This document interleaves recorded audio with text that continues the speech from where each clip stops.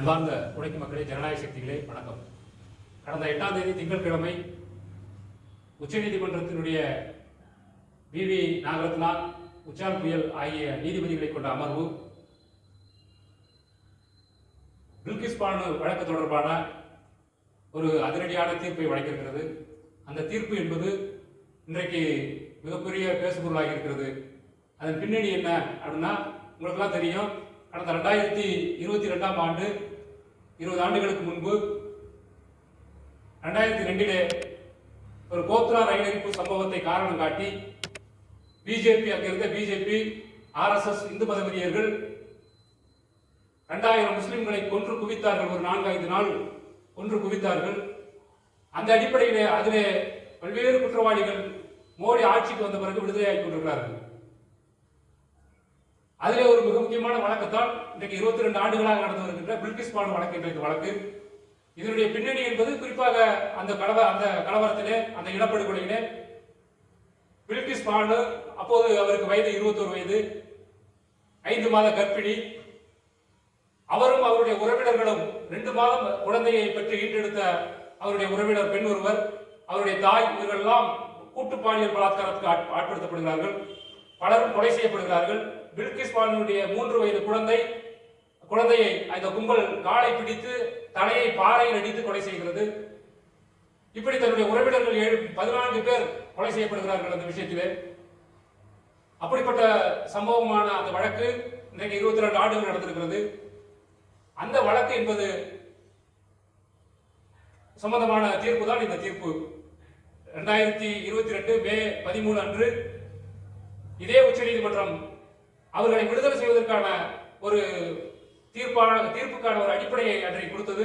அந்த தீர்ப்பு என்பது பிஜேபி அரசு, குறிப்பாக மாநிலத்தில் இருக்கின்ற குஜராத் மாநில அரசும் அந்த குற்றத்திலே ஈடுபட்ட கிரிமினல்களும் குற்றவாளிகளும் இணைந்து உச்சநீதிமன்றத்தை ஏமாற்றி ஃப்ராட் செய்து அந்த தீர்ப்பை பெற்றிருக்கிறார்கள் என்று வி நாகரத்னா அந்த அமர்வு கூறியிருக்கிறது.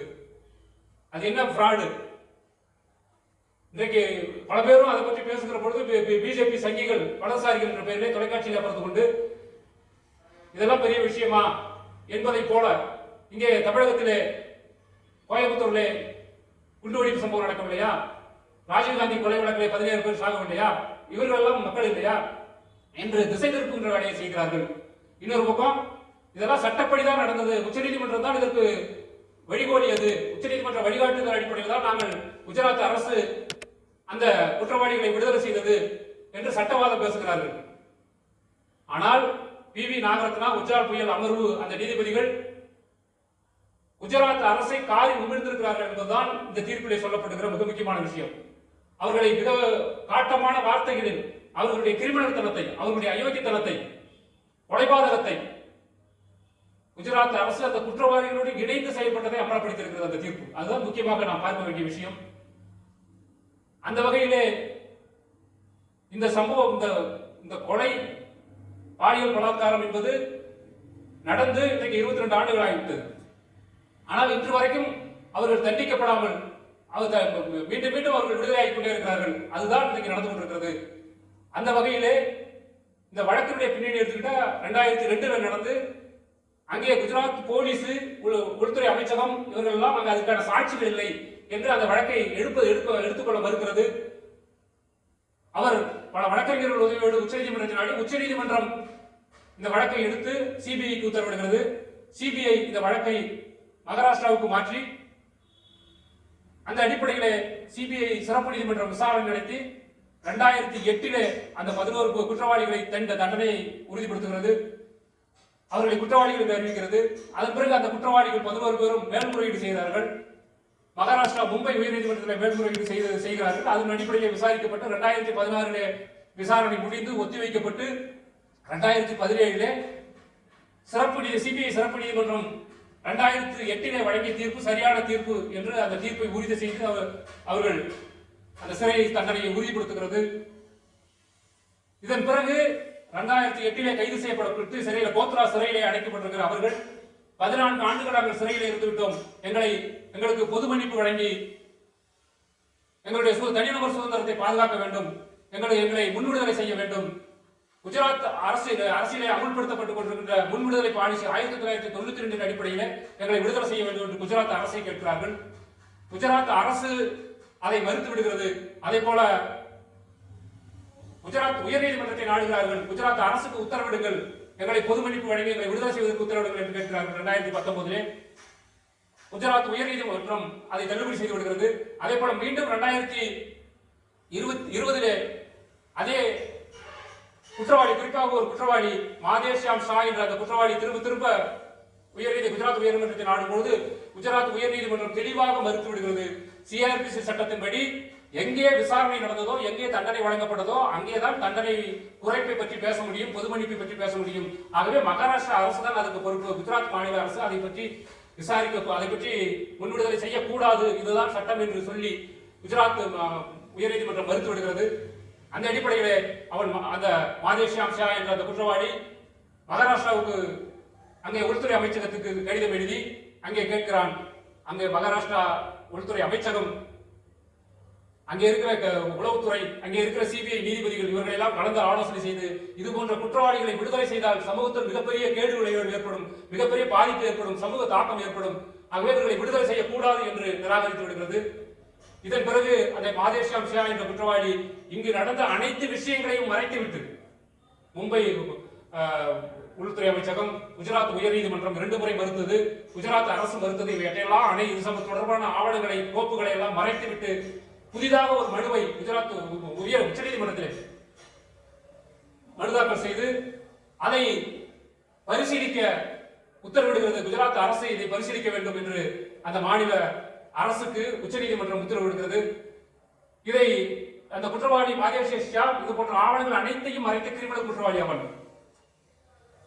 ஆனால் சட்டத்தை பற்றி நன்கு தெரிந்த குஜராத் மாநில அரசு இதை பற்றி வாய் திறக்காமல் இந்த சட்ட மீறலை, இது உச்சநீதிமன்றம் சொன்னது தவறான அப்சர்வேஷன், தவறான பார்வை, இதிலே கரெக்ஷன் இருக்கிறது என்று ரிவ்யூ பெட்டிஷன் போடாமல் இதை ஆமோதித்து அங்கீகரித்து தனக்கு தான் எதிர்பார்த்தது போல வந்துவிட்டது உச்சநீதிமன்ற தீர்ப்பு என்று எதிர்பார்த்து அவர்களை விடுதலை செய்கின்ற வேலையை வேகமாக செய்கிறது. அந்த அடிப்படையில் 1992 பாலிசி என்பது, முன்விடுதலை கொள்கை என்பது என்னன்னு கேட்டீங்கன்னா, 14 ஆண்டுகள் ஒருவன் சிறை தண்டனை அனுபவித்தால் அவனை பொது மன்னிப்பு வழங்கலாம் என்பது அந்த தீர்ப்பு.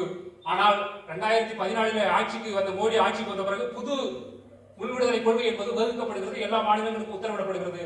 அப்படி 2014 முன்விடுதலை கொள்கை என்பது 22 ஆண்டுகள் இது போன்ற குற்றங்களுக்கு, கொலை குற்றங்களுக்கு, பாலியல் குற்றங்களுக்கு, கூட்டு பாலியல் சம்பவங்களுக்கு தண்டனை 22 ஆண்டுகள் சிறையில் இருக்க வேண்டும் என்று அந்த புது முன்விடுதலை கொள்கை ரெவிஷன் பாலிசி கூறுகிறது.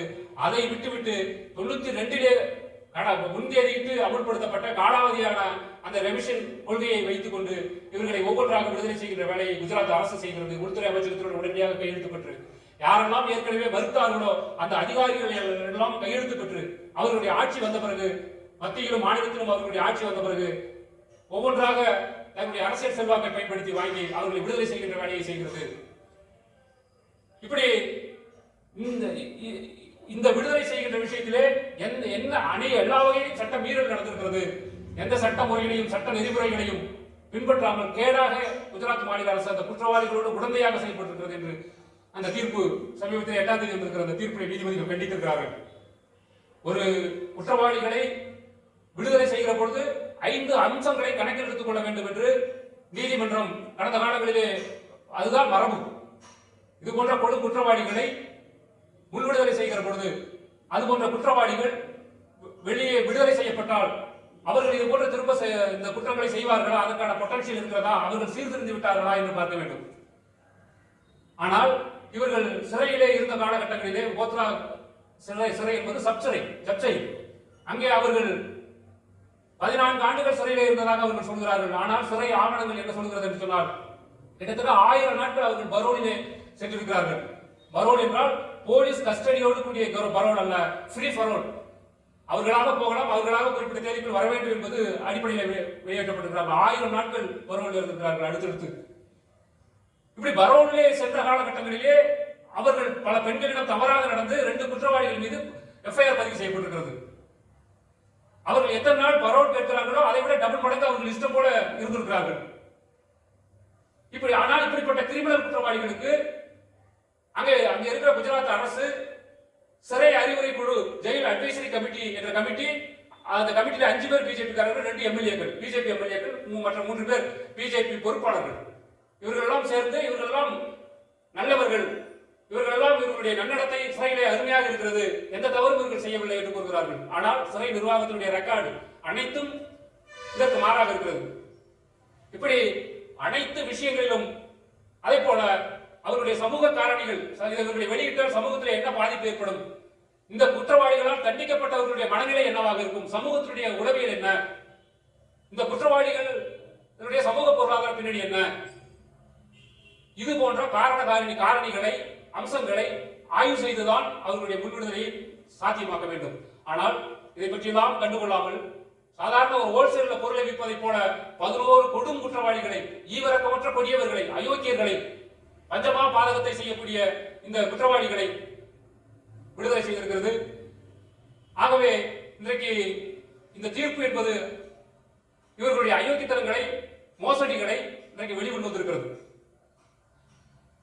இவர்கள் இன்னைக்கு அடுத்த கட்டமாக மகாராஷ்டிராவிலே இந்த சட்டத்தின்படி, சட்டம் கிரிமினல் சட்டம் 432 படி எந்த மாநிலத்தில் விசாரணை நடக்கிறதோ, தண்டனை நடந்ததோ அந்த மாநிலத்தில் தான் அதனுடைய ஒப்புதலை பெற்றுத்தான் முன்விடுதலை செய்ய வேண்டும் என்கிற அடிப்படையிலே அடுத்த கட்டமாக இவர்கள் மகாராஷ்டிராவிலே பிஜேபியுடைய ஆட்சி தான் நடந்து கொண்டிருக்கிறது என்ற அடிப்படையிலே அடுத்த கட்டமாக அங்கே அவர்கள் சென்று நாடி அதை விடுதலை செய்வதற்கான வாய்ப்புகள் கூட இருக்கலாம்.